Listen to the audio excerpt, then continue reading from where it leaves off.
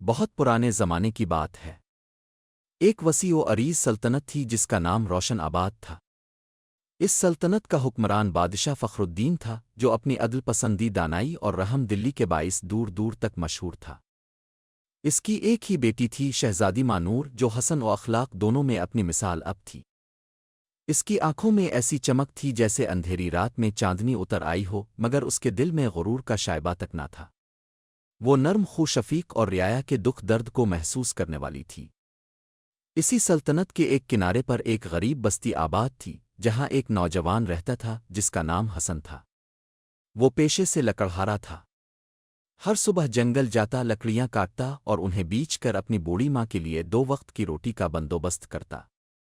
غربت نے اس کے جسم کو کمزور ضرور کر دیا تھا، مگر اس کے دل میں امید کی روشنی آج بھی زندہ تھی۔ اکثر شام کے وقت وہ اپنی جھونپڑی کے باہر بیٹھ کر محل کی روشنیاں دیکھتا اور سوچتا کہ کیا ان بلند دیواروں کے پیچھے رہنے والے بھی اس کی طرح خواب دیکھتے ہوں گے۔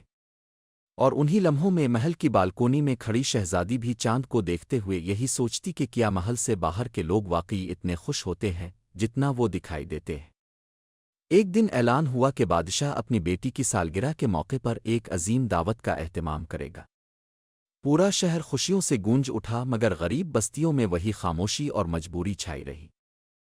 اسی شام حسن جنگل سے لکڑیاں لے کر واپس آ رہا تھا کہ اس کی نظر شاہی رتھ پر پڑی جو کیچڑ میں پھنس چکا تھا۔ محافظ پوری کوشش کر رہے تھے مگر بے سود۔ حسن آگے بڑھا، پوری طاقت لگائی اور چند لمحوں میں رتھ کو نکال دیا۔ پردہ ہٹا تو شہزادی مانور سامنے آئی۔ حسن نے فوراً نظریں جھکا لیں۔ شہزادی نے نرمی سے کہا، تم نے بڑی مدد کی، تمہارا نام کیا ہے؟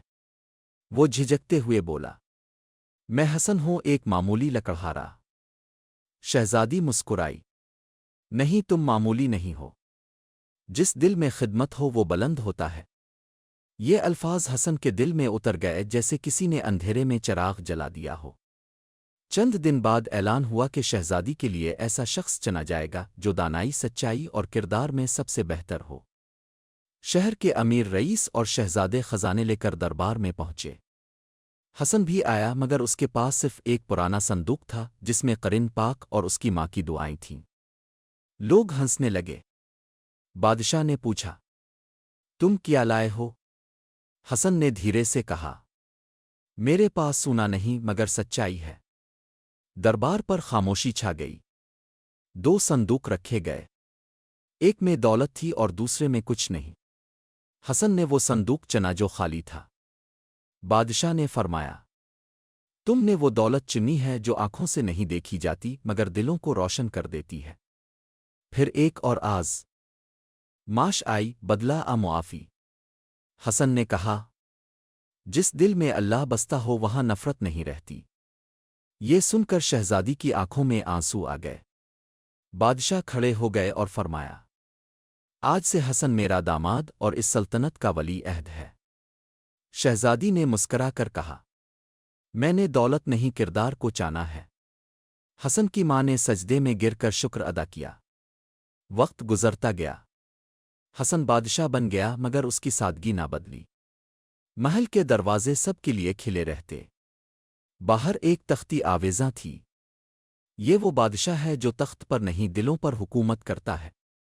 آج بھی روشن آباد کے بچے سونے سے پہلے یہ کہانی سنتے ہیں اور سیکھتے ہیں کہ اصل دولت سونا نہیں، سچائی ہے، اور جو سچ کو اپنا لے اللہ اسے خود بادشاہ بنا دیتا ہے۔